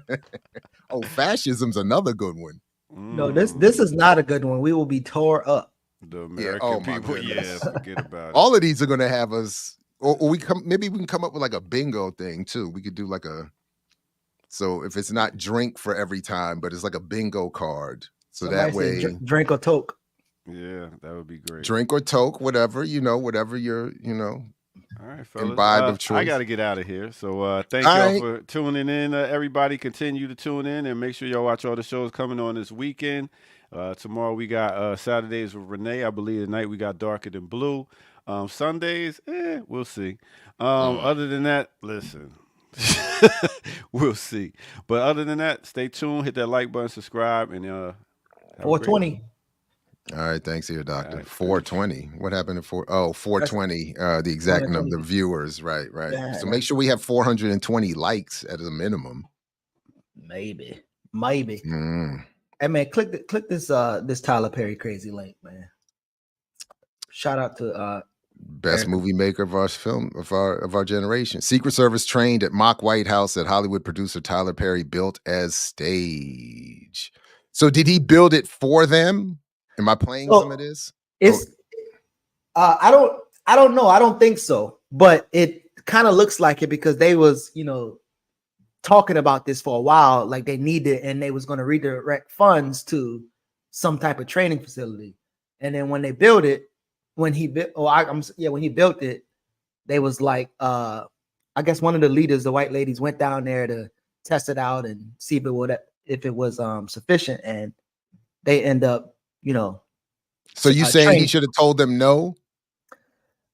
I mean, I'm saying that, and this is what they was talking about in terms of they didn't hit Trump and they said, look, this is why they need more training, because this young boy was able to do this and do that and whatever. And then so now Tyler Perry, who's providing them for a space for that training, not too far from Cop City, is just going to be a very interesting thing. And there's resources that the government is obviously sending, and I couldn't find how much he's getting, but I think he probably gonna get all the money back that he bought that space from Kasim Reed, those land. I think he's gonna get all that back and make pure profit over there.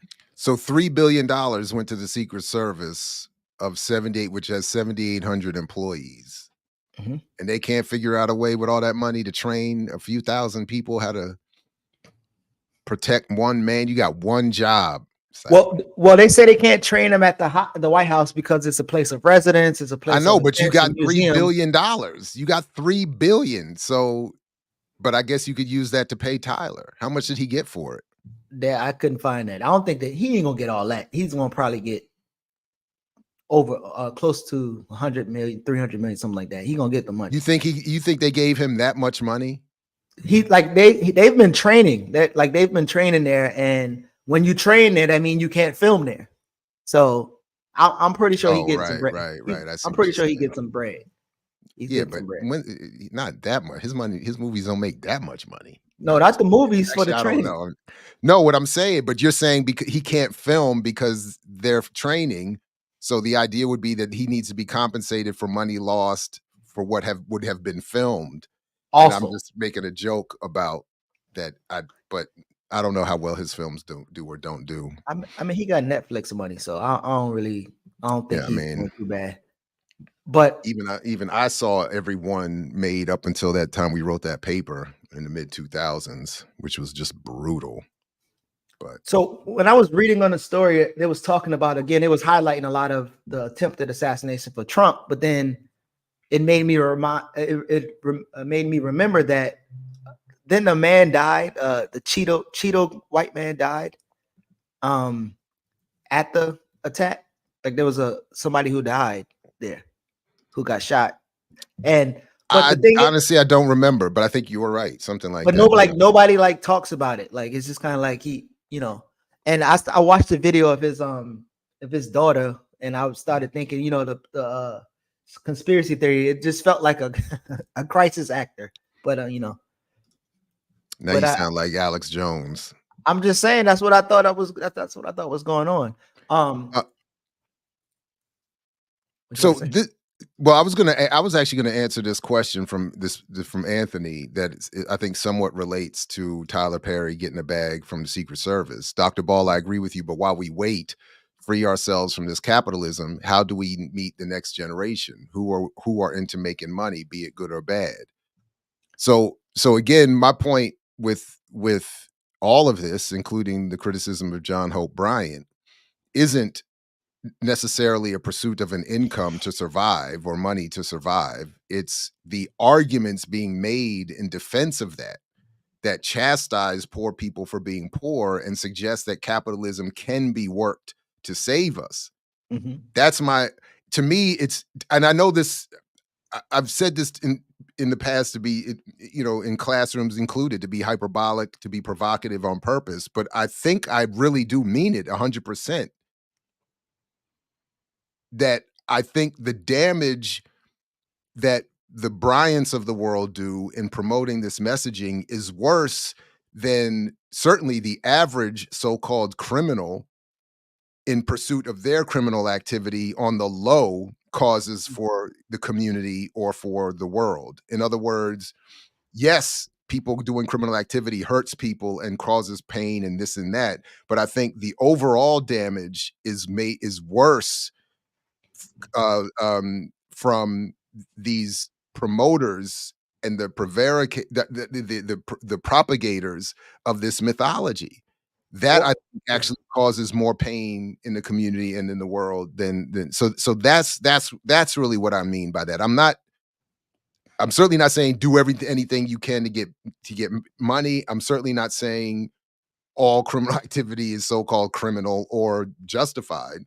But I am saying that my problem is with this promotion that if I go get paid, then you can too, and therefore we have no real problems. And as the sister was saying, there are no obstacles that we don't create for ourselves. I don't. That's the part I can't. So I mean, or the people, as Huey will say, the people who have the power to define what criminal is and what is criminality. And so even as you know, in the community, we talk about crime. Like nobody talks about like money laundering or redlining and all this other stuff that is criminal and kills and harm other people. And I keep trying to find that quote that it said like the policies of the U.S. are so horrendous that you could gather up 100,000 people a day and kill them all. And Derek Bell, I used to quote all the time. He said he said that. And he wrote it. This was, by the way, this is in that collection of essays in the Strangers and Neighbors book about Black and Jew relationships historically. That's where that comes from. And he's saying public policy, such as it is the equivalent of taking hundreds of Black people out to a secluded place each week and shooting them. Mm-hmm. That's exactly what I'm talking about. Yeah, right on. So you got some more. We're not finished with Tyler. Yeah, let's just wrap up here. But so as you know, like, and you've seen this when we covered it on EYL Tyler before, Perry donates generously to police, to unite the police. They need unity. Watch how he. I'm sorry. He's uniting the police with the community. Yeah, sorry about that. He giving the police money to give the community to unite them with the community. Right. Okay. Right. The creator of Madea movie franchise donated 1,000 Kroger supermarket gift cards to be handed out by the Atlanta Police Department. Oh, wow. So he gives them a gift card that they hand out to the people and get to look good doing so? Yeah. Come on, man. So again, we've covered Tyler Perry's connection to law enforcement. He's done panels. He brought them on. He's talked to them after they shot people to hear their side of the story. But what you see with this lady, Kimberly Cheadle, who talks about the agency of training the Secret Services, her and Tyler Perry, they've been meeting. And that's how, they even came to train at this White House across the street here in Atlanta. But again, when you start seeing Madea helping the cops, but also if you remember, you saw Madea doing this shit. What does that say? What does that say about how the average Black person look at radical people of the past and radical people today, when his life work seems to be to make the cops have a better image into the community and train the cops, get the cops better, and all these other things while he, cosplay a revolution. I watched that whole movie, by the way. Yeah. So that scene, that picture is from just an introductory sequence to one of these Madea films to show what was supposed to have been her life or something like that. So it's just a quick passing, almost sort of subliminal message to do what you're talking about. Mm-hmm. To re-portray radicalism as just silly, or something you could just put on for a minute once upon a time and have been arrested allegedly.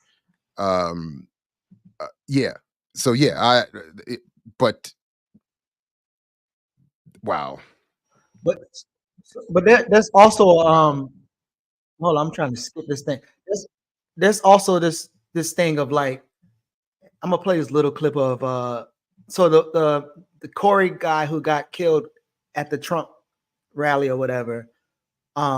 His daughters and his wife, they was talking about how he's a hero and all these other things. And again, it's this image or this concept of like, we have to protect the president. The U.S. president, he has to be protected at all costs. I want to play this right quick. I was the one that my dad threw down. As he was throwing me down, that was when he was shot. He ended up falling onto me. I was like confused and I went, "Dad." And when I turned is whenever he fell down And that's when I started screaming, and I was instantly like, I was trying to keep him from bleeding, and somebody had thrown down a towel. So somebody behind us must have seen what was going on, and I was just holding it there and just screaming for anybody to help. His family wants Comparator remembered as more than the person killed in the assassination attempt of the former president. He isn't just the guy that got shot at the rally. He was a husband, a father, a son, an uncle, and he was the glue to our family. He was our strength. He was everything to us. And that is what got taken from this world. His two girls remembered. So there was a part when they started talking about how he has an important role. He has to protect the president.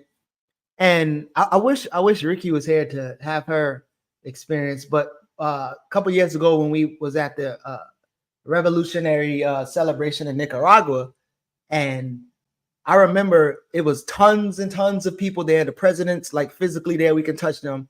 And at the time I saw no guns. I saw 0 guns. And then I was like, I had to use the restroom. So I went behind the stadium looking thing, because there's a big picture of Roberto Clemente. I went behind this thing, and behind there is where all the bathrooms at, and then all the people with the guns. And I'm like, although somebody can express their frustration, which they didn't to the president, they did something. They had the freedom to express that, but they obviously would be handled pretty quickly. But I wonder if there's a kind of concept around, like, when you think about the U.S. president, why do people feel like, oh, they need to be protected? But also, how do the majority of people in the U.S. feel about such a president versus like a Nicaragua, how they treat Ortega and his wife? And you just see a drastic difference. Like, you see people who love and protect, and in fact, I think there will be, if somebody tried to do something to Ortega in that space, I think the people will try to stop them before the military came out and stopped. Was it ever discussed why this person tried to kill Trump? I haven't paid attention to it. Did they ever argue? Was there ever some investigation that led to why he was doing it, or what was his? Nah, only thing I know that he was a young guy, but I actually never. In fact, like the guy who got killed, I didn't even think to like whatever happened to him. And last night I ended up seeing it, so I don't know nothing about the guy. I didn't really know nothing about the person who was shot. All the other people was hurt. But all I know that the guy was younger. He was like in his early 20s, might be 20 or something like that, and he was able to navigate through all the Secret Service just to miss the shot, miss the jump shot. Well, Robin says it was a scheme that the Fed set up, and Reese says MK Ultra did this. So anyway, I don't know. I just was, but I haven't paid any attention, so I didn't know if there was some sort of narrative that we were meant to get that said, he was connected. He was not maybe connected, but had right wing this, or he felt that he was just disillusioned. That was the word I was thinking. So he was just disillusioned. I don't know, but what by what for what? Like what is supposed to have been the inspiration? Mm-hmm. But yeah, and in terms of the comparison to, I honestly don't know enough about how people feel in this country about either of these folks, or how people in other countries feel about their leadership. I always just tend to feel like I'm in league with whoever's out there, like whoever's there is on some nonsense. They're not as good as they're supposed to be. You talking about everywhere or just the U.S.? Everywhere. I would probably be everywhere. I'd have probably been in supportive of the Cuban Revolution, but I'd have probably been hating in the corner like, that's it, Fidel? That's it? Che? That's it? No, I'm just playing. But no, I think what you raised is just interesting. I don't have anything, unfortunately, meaningful to add to it. I mean, I actually, so this research I'm doing here, I should have done that, but I'm almost curious to see the data and the responses of how people feel about the police, because they're like, even with black folks, like the way in which I've heard young people articulate, like, you know, a need for police.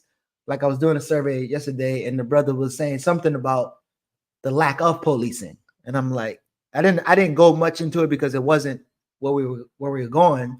But when you think about like a Tyler Perry who recreates the image of policing, and in a lot of films where like you watching Bad Boys, you watching I mean, I don't know, you could just list off of tons and tons of films where police are depicted really, you know, good, or like the cool homeboy police.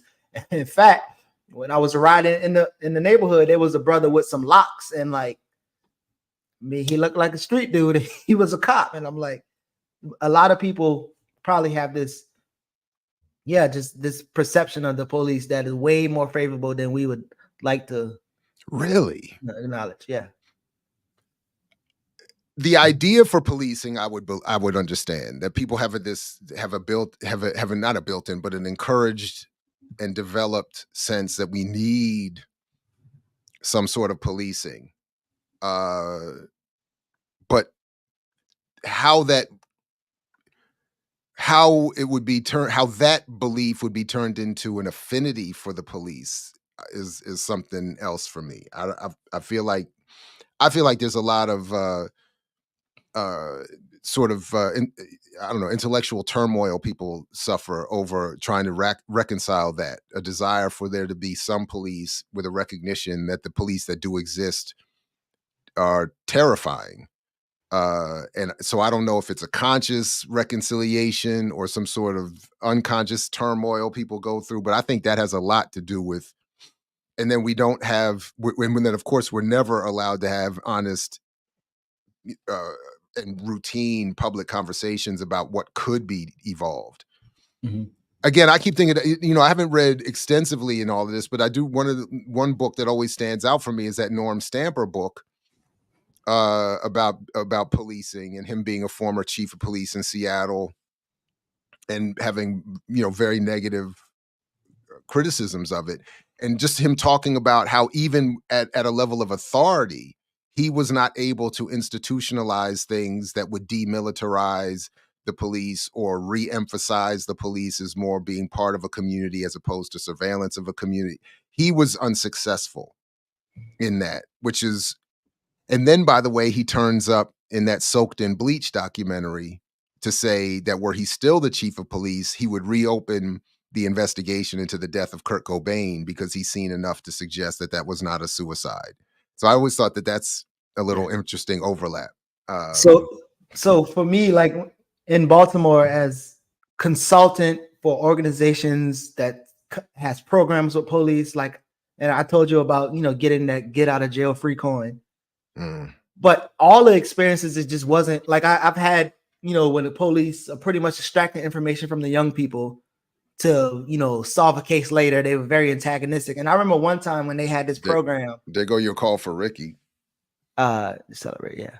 I would like, yeah, like that question around like how the people just feel about celebrated their 45 president. years of the police. Their police is a product of the revolution. Yeah. But there was one time in they was testing out this thing of like in the hiring process of police, you would have these different levels of leadership and including community leaders. And I remember having I was going through the pilot, and during the interview process, we doing mock interviews.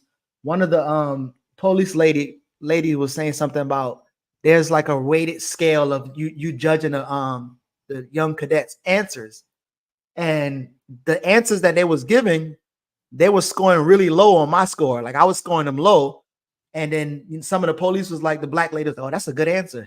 And then once we finished, she was like, listen, you keep scoring negative or keep going lower on these cops, and I think these are good answers. And we're not going to come down to your number. You're going to come up to our number.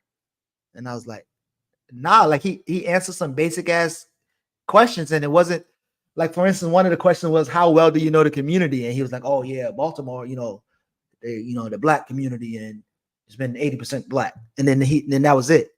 So every time I've tried to engage any type of work with them, it's always been like hostile, and it didn't last long for me. So I can't I mean, I could take those stories and kind of share with people, but I think people's need and those programs like Tyler Perry, when you have police pulling up to the neighborhood and shooting jump shots and got a good first step and can do a pull-up jumper and bring you food, all the other shit they done is out of the window at that point. So no, this is who over there? So there's this weird noise that just started happening outside. So I did have that look, but because I live where I live, the only issue is a branch has fallen in my neighbor's air conditioning unit and is rattling. So that's the extent of the drama over here. But it is causing a disturbing sound. I don't know if you hear it, but it's actually, I'm gonna have to deal with it. I'm gonna have to actually go over there and deal with You that. got some bionic ears, bro. You can hear everything.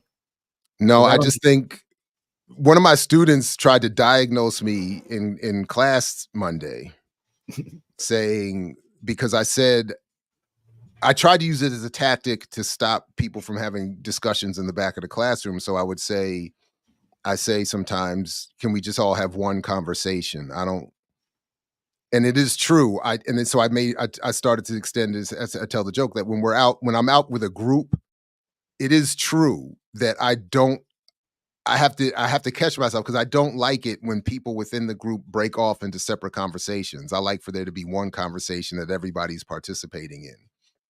And so the student diagnosed me with some sort of, I forgot what she called it. I have to ask her. She said, you have some sort of disorder where you can't handle a lot of different things happening at once. So I politely, as I said, I cautioned her. I said, be careful with the pop psychology and trying to diagnose somebody off of one comment that you've never met, not to mention it's inappropriate. But at the same time, I was like, maybe she's right, because I don't like it. Like, this is really bothering me.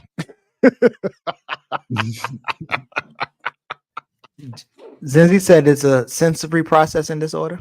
Maybe. I don't think that's the language she used. Yeah, I feel like overstimulated was something so maybe I do have that. Maybe I do have something like that. Yeah, she's a psych major. I think she's a psych major. And she said sociology was her major. I asked her if she's a psych major.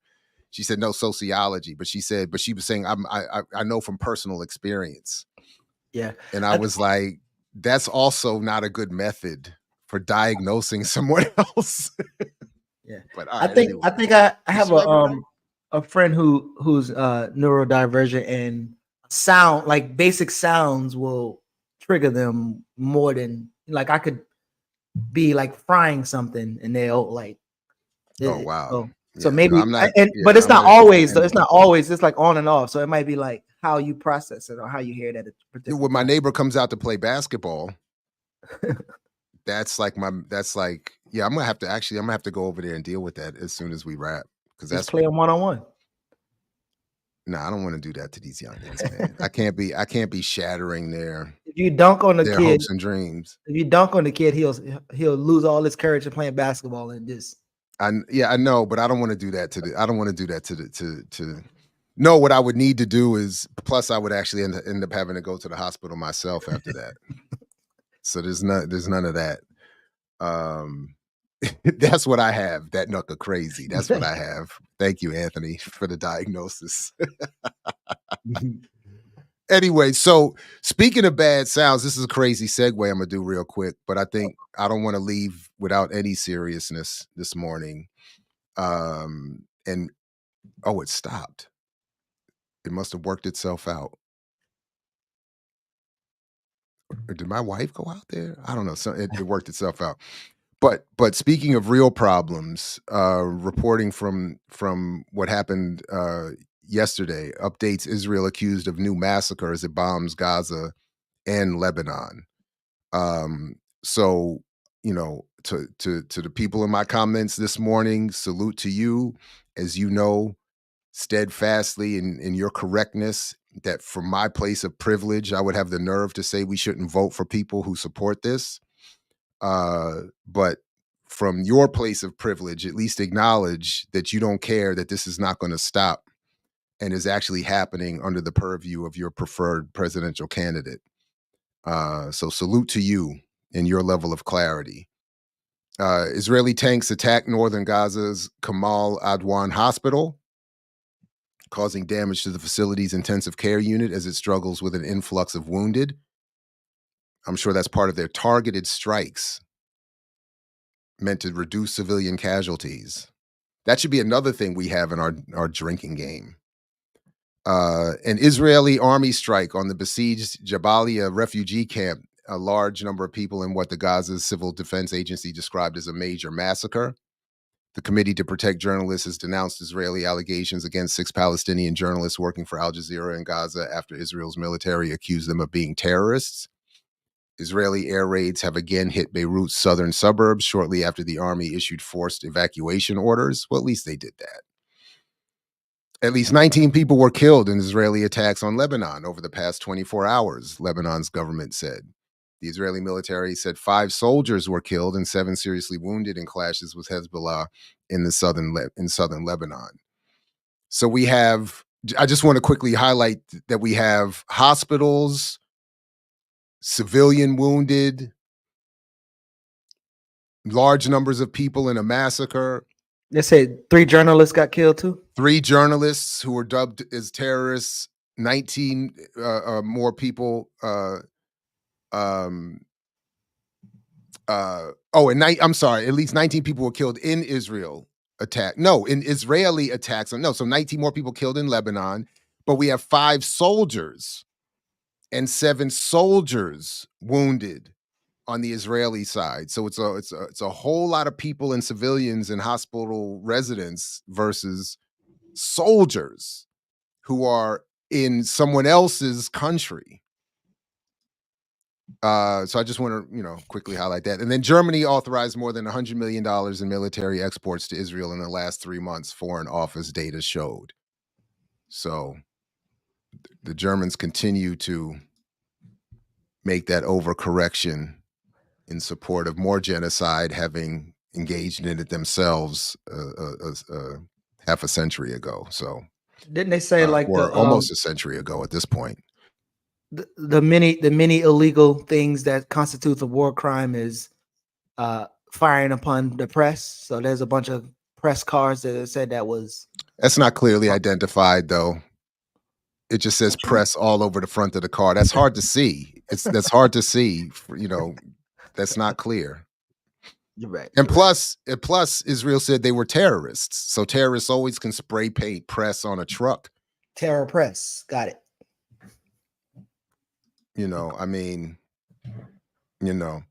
So wow, I don't know to the extent that this is true, but it is in the chat. So therefore, all German and American arms 30 to 60%. Yeah, I mean that tracks. Where else? Actually, that seems low. Only 60%. So 90% in total. You're saying comes out of the okay. So where's the other 10% coming from? Is that like all the other side countries throw in a little bit? So it seems like a unified global effort. No, I love the chat. I don't have smoke for the chat. It's all love and jokes. That's all. No smoke for the chat. Never smoke for the chat. A chat pat. Smoke with the chat. Never for the chat. I'm trying to see if there's anything on the run sheet that's of similar seriousness. I don't, but I did at least want to acknowledge and recognize that this is ongoing. And Erica, again, thanks to her for having the run sheet so well packed up. I don't think I saw anything with the young boy who was in a neighborhood in Florida was if the white men have been charged or not. Wait, what happened? I think she had that. Erica had that too, but the young teen who was walking in his neighborhood or jogging in his neighborhood because he, the Wi-Fi was bad in his house. Yeah. Do you live out here? Yeah. That I didn't see anything new from if the white men were held accountable for stalking and pretty much you could say terrorizing, but he wasn't afraid at all. He was A set of videos that are being widely shared on social media shows 4 white men following and harassing a black teenager through a Florida neighborhood. I almost said Whitey. Whitney Portela posted clips, and I'm sure I feel like that's misplaced, but posted clips on Facebook and TikTok that show her 18-year-old son, the mom, walking through the residential neighborhood in Sarasota with 4 older white men tailing him and hassling him about where he lives. Ooh. Zinzi said she heard that one white dude probably got fired. Yeah. In the neighborhood, they get out of the car. I think last time I was checking, it was like 93% white collar workers in the neighborhood, something like that. So does he? So what is the story though? Was he walking through his own neighborhood? Was he visiting somebody? I think something happened with the house to where the Wi-Fi was messing up, the signal was. So he was on the phone with his girlfriend walking around the neighborhood, but he lives in a neighborhood, and they kept coming up and say, "You live here?" He's like, "Yes." He said, "What's your address?" He says, "I'm not telling you that." And then I think there was actually a cop at the end of the road that he went and talked to, but nothing really happened.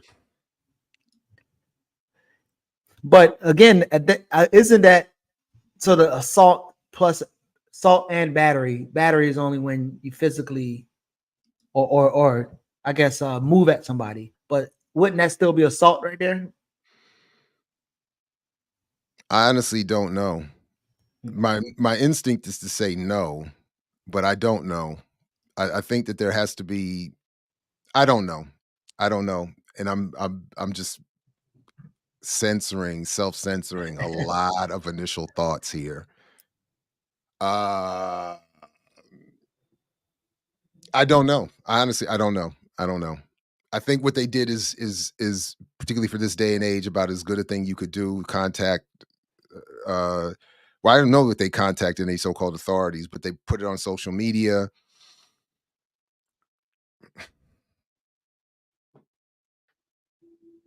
I don't know. What I would menacing. You sound like you feel like you have some experience. I'm struggling. Yeah, I'm having a lot of different thoughts here. I think one nice thing that I think it would be nice to see a whole bunch of legal, peaceful, protesting Black folks just walk through the neighborhood. And no, Robin C., I'm not going to speak because we are not on a free platform. They did in Columbia, South Carolina at that time. I was actually even thinking of, what I was really thinking of, and I don't want to give him undue credit, but back in the day when I believe it's when Yusuf Hawkins was killed in Bensonhurst, I believe, Brooklyn. Mm-hmm. Al Sharpton and them had like thousands of Black folks pouring through that neighborhood. And the white folks were all lined up on the side screaming stuff and all of that. But symbolically, I think to Robin C's point about me speaking, this is as far as I would be willing to go and for what should be said here. But I would love to see them Bed-Stuy, I think. Bed-Stuy, not Bensonhurst, sorry. If one of them, wherever it was. But I would love to see at least something like that.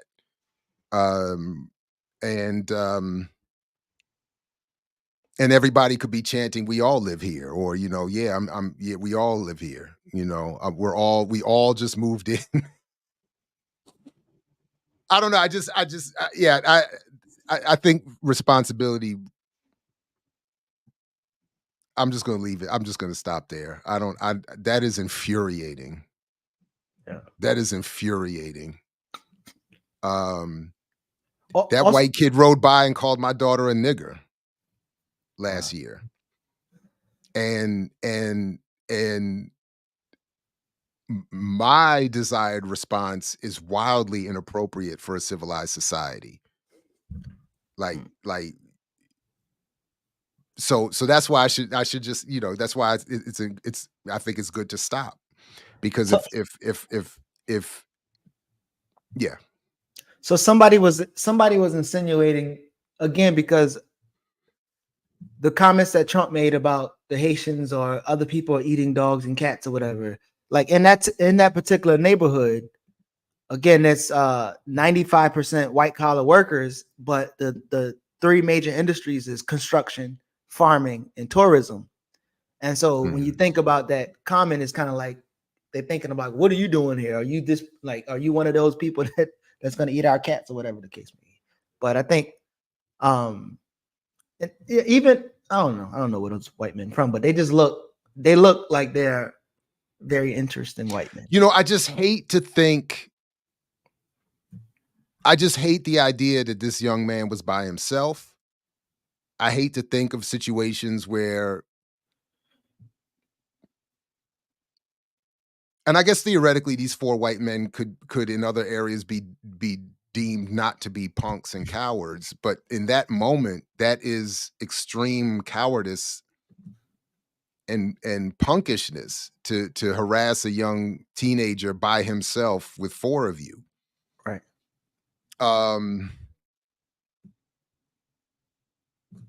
Man, that's so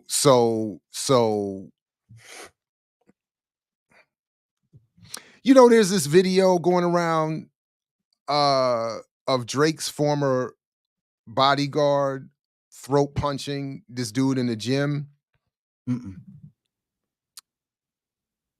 And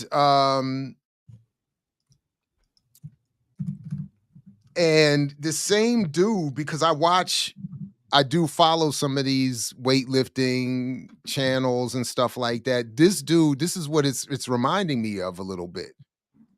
Let me see if I can pull, because if I would have liked to have thought about this a little bit, because there's someone had done a video showing the incident that happened, and then showing what this dude did when somebody of his own stature in a different situation invited him to step outside.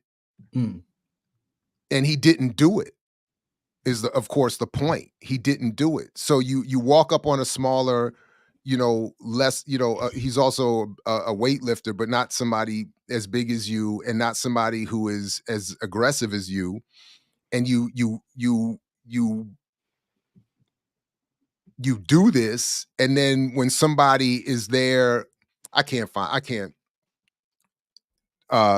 Van Wyck is the guy's name, by the way, and he throat punches this dude in the gym, and then there's another video of him being challenged by people similarly sized, and one dude says to him, "Let's step outside, turn the camera off, and let's step outside," and he doesn't do it. So it's that kind of energy, and I've always I don't like it. I don't like it. There's a video if we can play it. Okay, yeah, play it. If it's on Chrome, you should be able to hear the audio too. Are you on Chrome? Geechee, can you hear me? It's not No, playing? I don't hear you. No, we don't hear it. We don't hear it. Oh. Let me see if I can send it to you then. I thought it was playing, but I think when they was following him, do you hear me now? Yeah, I hear you, but I didn't hear the video. Okay, is what I'm saying. Oh yeah, when they was following him, he was like, "Yo, why the fuck y'all following me?" And then, they started having a conversation. Yeah, you got to be careful. So that's the other thing. We got to be careful. I had a little incident yesterday at the physical therapy spot that I had to take my daughter to. And this old white man started aggressively honking at me because I wasn't getting out of his way fast enough. And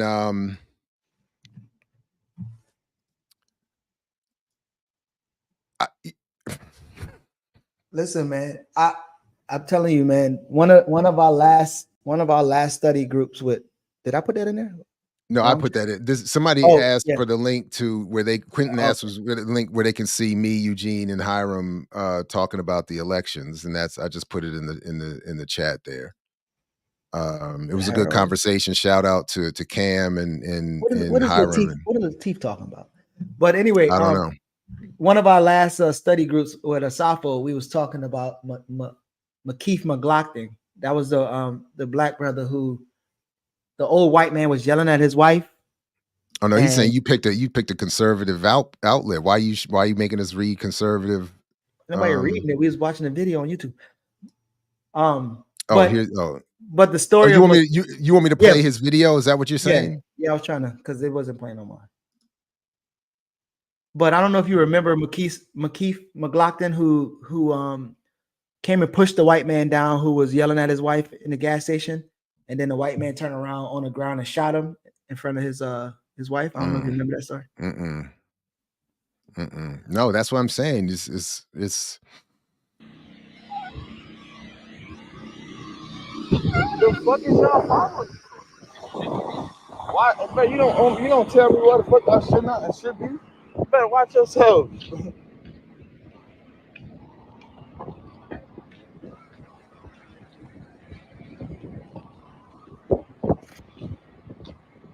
Fuck. I don't even want to I can't even be comfortable because look at this shit.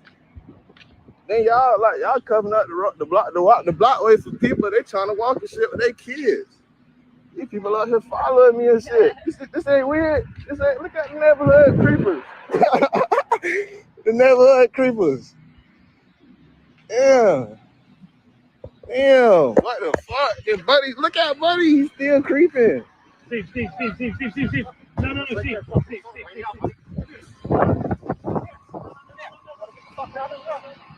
What was he going to his car for? What the fuck?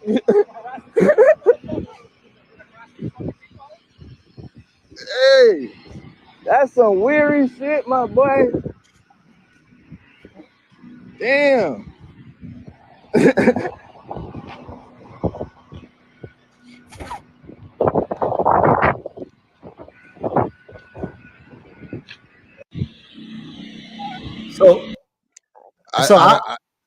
I would like to compare or even talk about like the variations of like what Zinzi said and then what Brother Jamil said in terms of like Zinzi said that she would prefer not for him to talk back and say anything.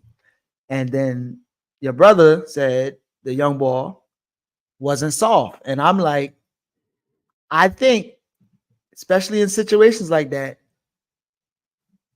a fair or a submission heightens that, because it seems like those white boys get a rush out of like being able to like, but they have to actually think twice about like how they gonna engage his brother if he's able to defend himself. So yeah, I'm sorry if I say that. Yeah, well, sorry if I've misrepresented, but that's kind of where is the actual comment? Where is she saying read the actual comment? I do appreciate the kid talking shit, to be honest. What was the other comment? She says she does. It says I do appreciate. Oh, I'm sorry. My bad. I misread that. I thought it said don't. So yeah, my fault. But listen, no, yeah, I appreciate that. I could understand why tactically somebody would think I need to just be quiet and go home. I could see why he would do what he did. I just don't know how people are. I don't know what is. I'm impressed by almost any choice. That, how old is he? 18, 19, 20? I think he was like 17. Like 17, 18. Oh my God. I would have made all the mistakes. Like, I'm struggling not to do it. I would have absolutely told it. Let that man keep coming over here. Like, don't block your boy. And that might not have been, that's what I'm saying. It's not, who knows what he was going to the car for. But when I see somebody getting out the car with that kind of energy, to be honest, I want to meet it.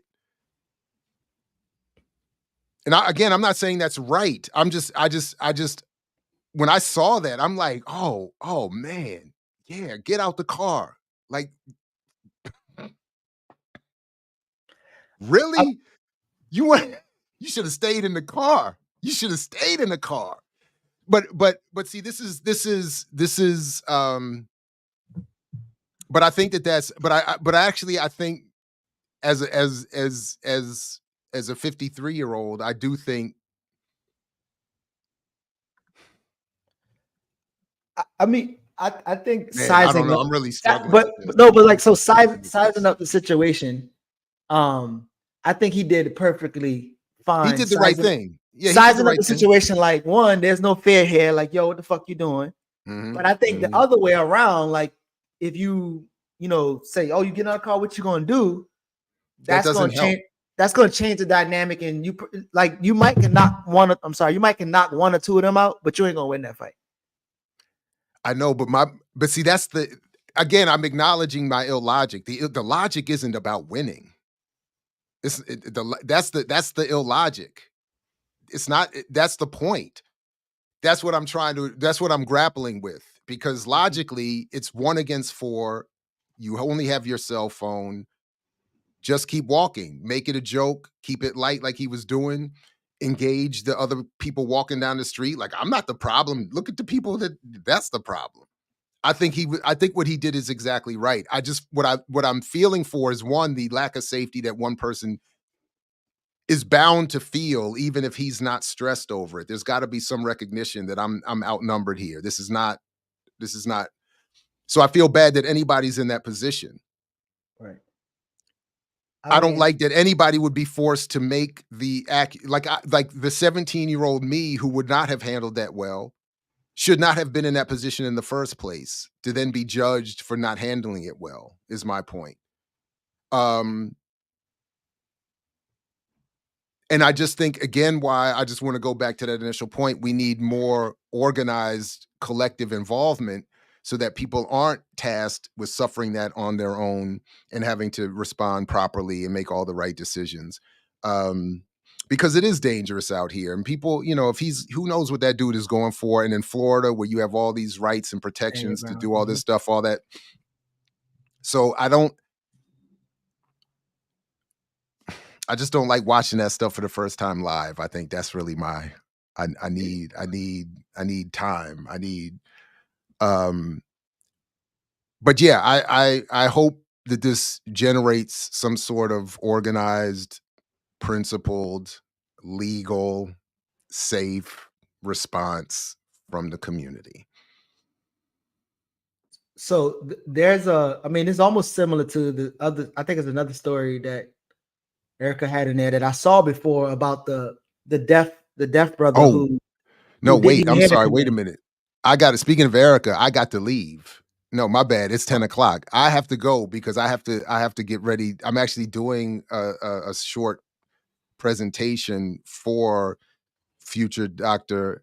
Erica Brown's committee. So I have to, yeah, my bad. I completely lost track of I lost track of a lot of things with that last few minutes there. Let's wrap it. Woo! Salute to the young brother, though, and his mother and the family, and I hope I just hope. All right, Geechee, anything you want to leave us with? Any quick I should have played that an hour ago.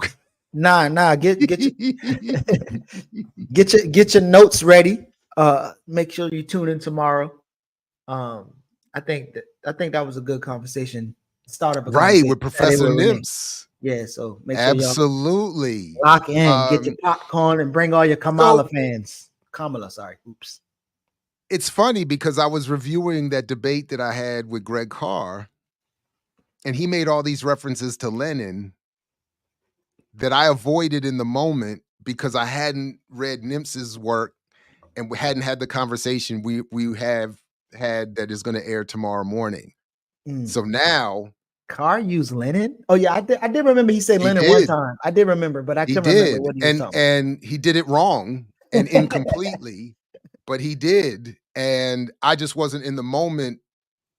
I was trying to stay focused and not get into that, but I also was not as prepared as I would have been now for that, because Nimps helps very much and how we should understand Lenin, Marx, and voting. So Listen, and this Black Independent Party joint he mentioned a little bit too. I can't We wait. gotta. Yeah. So Yo, anyway. yeah, get your family. Y'all have a watch party. Check out Saturday with Renee.